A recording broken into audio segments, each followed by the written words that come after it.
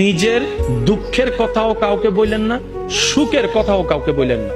কথাটা একটু শুনতে আপনার কাছে অন্যরকম লাগলেও একটু ভিতরে গেলে আপনি নিজেই বুঝতে পারবেন।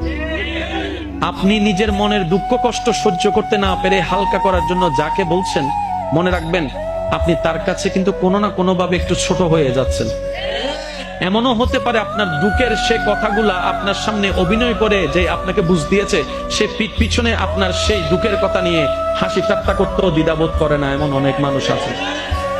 আপনি যাকে দুঃখের কথা বলে মনকে হালকা করার চেষ্টা করছেন, আপনার দুঃখের কথার সে দুঃখটা সে বুঝবে না, কারণ তার সাথে তো সেটা ঘটেনি। সেজন্য আপনাকে 3 মাস 4 মাস 3 বছর পরও হয়তো আঙ্গুল তুলে দেখাই দিতে পারে, সেই কথাটার কথা দিয়ে খোঁটা দিতে পারে। কথা বলেন ঠিক কিনা? দুঃখের কথাও মানুষকে বলে শান্তি নেই। এবার আপনি বলবেন ভাইয়া সুখের কথা কেন বলবো না? আমি বলি কি ভাই, দুঃখের কথা শোনালে যেরকম মানুষ দাম দেয় না, সুখের কথা শোনালে মানুষ বদনজর লাগাইয়া সেটাও নষ্ট করে দেয়।